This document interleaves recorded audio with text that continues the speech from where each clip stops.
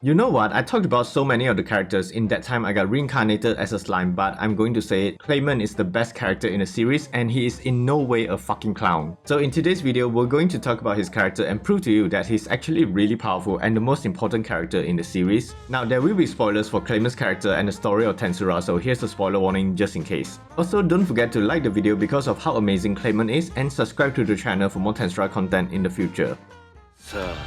早く来い魔王たちよ、私の野望のために。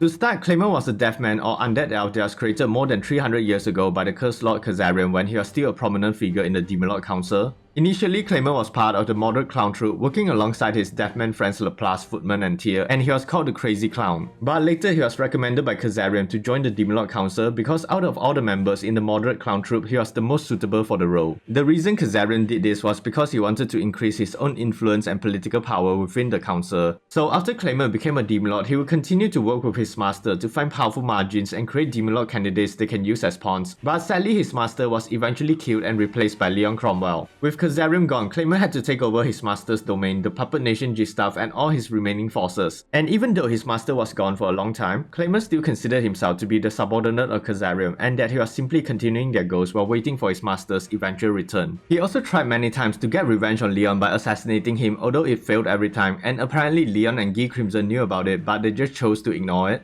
Having said that, because Clayman was considered to be the newest generation of Demon Lords, he would work together with two other rising Demon Lords, the Harpy Queen Frey and the Beastmaster Carrion, in order to expand their influence and power base. This is mainly done to help bridge the power gap between them and the older generation Demon Lords. That's why they are considered to be the most active and widely known Demon Lords in the human realm. It was also around this period that he would go on to create the Five Fingers, considered to be his strongest fighting force, which consisted of the Nine-Head Beast, or also known as the Thumb. She is a fox spirit that was captured when the Eastern Empire had attacked her village. She was then sold to Clayman and placed under a curse, forcing her to become his pet and bodyguard. Then we have the White King Endowment, or the Index Finger. He used to be a powerful cardinal of the Western Holy Church, but when he was reborn as an undead, Kazarian cursed him to become Clayman's servant and the defender of his land. Next is the Middle Finger Yamza, a powerful but dumb Margin that willingly chose to join Clayman as his subordinate. Because he was loyal to Clayman, he was given more trust and responsibility, like being the commander-in-chief of Clayman's main army. Moving on, we have Muran, the Ring Finger, and she has once a witch that lived in the Great Jura forest, and Clayman found her nearing the end of her life. He offered her immortality, and after she accepted, he used the skill Marionette Heart to take away her heart, forcing her to become his servant. The last one is Piron, or better known as the Pinky Finger. She's a harpy that acted as Clayman's spy and was one of the few subordinates that Clayman actually thought somewhat decently of because of her usefulness. She was actually killed when Diablo intentionally deflected Raz's nuclear blast upwards.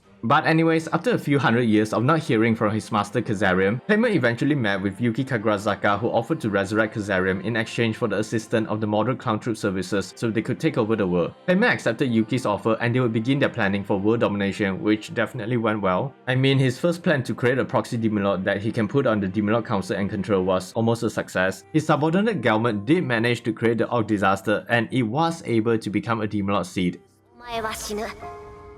だが安心しろ。俺がお前の罪も全て食ってやるから。 Okay, never mind. Remove Stop the Orc Disaster and now has a Demon Lord seat. But it's okay, Clayman still has more amazing plans that he could use, like tricking Milim into paying Tempest a visit, and I'm sure she'll completely destroy everyone there. ここのご飯は馬だから何度でも食べるのだ。 Well, fuck, she and Rimuru became best friends. So both plans backfired, but surely Clayman's next plan to add the modern clown troop Trickphobia, one of the Biscuiteers of Carrion, into becoming the new host of Charybdis will definitely work.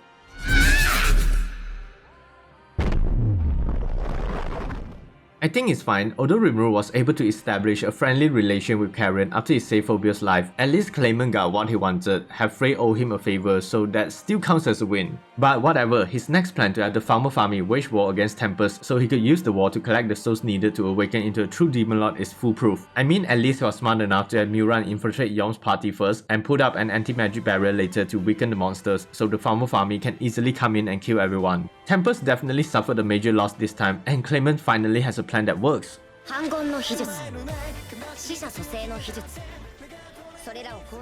Or maybe not. How the hell can Clayman's plan always backfire so hard that Rimuru is now the one that managed to awaken into a true Demon Lord, and he was even able to resurrect the citizens that were killed? I'm starting to think that Clayman isn't as competent as he looks, but at least he managed to take control of Milim with the Orb of Domination, and I'm sure in no way this will backfire on him too. Either way, now that Clayman called for Walpurgis and having Milim at his side, I think that he still can recover from this. I mean, he still has his army amassing in Milim's territory, and his stronghold in the Puppet Nation G-Staff is still standing. It's not like Rimuru's forces will completely run them over while he's at Walpurgis or anything, but apparently I was wrong. Clayman's army is weak as fuck. Look on the bright side, at least for Walpurgis, Clayman can still try to convince the other Demon Lords to take action against Rimuru, but I think we all knew they would be fighting either way. And it goes without saying that the battle was utterly one-sided. Clayman's Ninth Head was defeated by Rimuru and her curse was lifted. Even his golden puppet Viola was dismantled by Beretta, and Clayman himself was unable to do anything against Shion. The worst part is that even Milim was only pretending to be under his control, and he's probably done with life afterwards, but at least he gets to have a friendship flashback and power-up moment. So I'm sure with his pseudo-awakened true Demon Lord powers, he can now at least match Rimuru's powers. と企んでいる。違うか。待て。これ以上は何も聞けそうにない。 Okay, never mind, he got totally destroyed and shit, he can't even revive as a dead man anymore. I guess he really did pick a fight with the wrong slime. However, although I'm clowning on Clayman for being dumb, there's actually a reason why he was behaving so recklessly and impatient throughout the series. Because during some point in time after he met with Yuki, he was introduced to Damrada and Tatsuya Kondo. Both are from the Eastern Empire, and after their meeting, Clayman had fallen under their control, causing his behavior to change. It wasn't really explained why the Eastern Empire manipulated Clayman, but it's likely that they wanted to cause chaos in the Western nations, or at least to weaken the Demon Lords through him. So if Clayman was acting more sensible and cautious like how Kazarian had created him to be, maybe he might not have died. But anyways, Clayman's story ended after he lost to Rimuru, although it was briefly hinted that if Rimuru wanted to, he could revive Clayman as a peace offering to Kigali, the resurrected version of Kazarian, so there's a possibility of his return in the future. As for his abilities, he has a unique skill called Manipulator, and this was honestly the ability that became the keystone to his entire empire. It allowed him to convert and receive any information into encrypted communications, so he can freely conduct surveillance over a wide area without being detected. And because this ability essentially allows him to use any of his subordinates to function as his eyes and ears, he can deploy a large number of spies to different locations around the world to gather intelligence. Besides that, Manipulator also comes with 2 additional sub-skills, and the first one is called Marionette Takeover, an ability that allows him to take control of the body of his subordinates against their will, like we see with Yamza when he wanted to betray Clayman. The second one is called Marionette Dance, and this ability allows Clayman to create dolls using the souls of the margins that he's stolen. If the dolls are destroyed, they are able to quickly regenerate and continue the attack, but the dolls don't have any physical or defensive spells, so they can be easily stopped with spirit-based attacks like with Shion's new great sword, the Gorikimaru version 2. Additionally, as a dead man, Clayman possessed the extra skill Ultra Speed Regeneration, giving him insanely powerful regeneration abilities. Now, there are a few notable spells that Clayman possesses as well, like Demon Marionette, a powerful cursing magic that summons ominous strings of black light to bind the target's body, and it will try to take over their spirits, forcing them under his control. It worked on even Calamity level entities like Ninehead, but it seems that the control isn't perfect and they are still able to fight back the control. Another notable skill is the Marionette Heart. It allows Clayman to swap the hearts of his targets with a magical device, giving him control over them, and it can even be used to monitor or receive encrypted information without being noticed. He could also easily kill people under the Marionette Heart by destroying their original hearts, which he used to threaten Muran. The last one I want to mention is the Demon Blaster, a powerful attack he acquired after his pseudo-awakening. It uses the ley lines of the world, stacking them together and mixing his own magicals to amplify the output, then releasing it as a powerful destabilizing ray of light, destroying anyone hit by it from the inside. It sounds powerful, but Rimuru just used Beelzebub to swallow it, so I guess it's not. That's basically all the most notable skills and abilities that Clayman possessed, and before his awakening, he had an EV of roughly 360,000, putting him at the Calamity class threat level, and during his pseudo-awakening, he managed to reach an EV of around 790,000, giving him a threat level of a disaster class.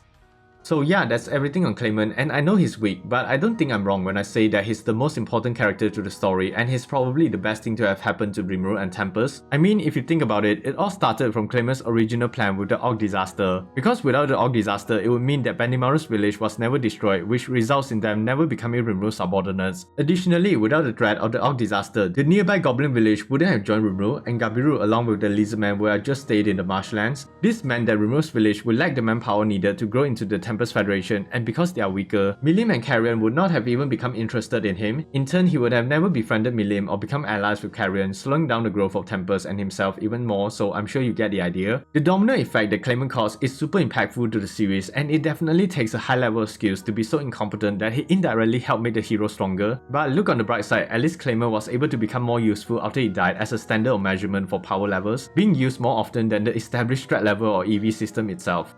よかったよ本当に君はいつも正しいんだ Anyways, what are your thoughts on Clayman's character? And if you didn't know, this video was meant partially as a joke. I personally don't like his character at all, but I did mean it when I say that he does play an important role in the overall story. So I would love to see your comments down below if you agree with me or not, and if you enjoyed the video, feel free to leave a like, subscribe to the channel, and hitting that notification bell for more Tensura content in the future. Thanks for watching, and as always, stay safe everyone.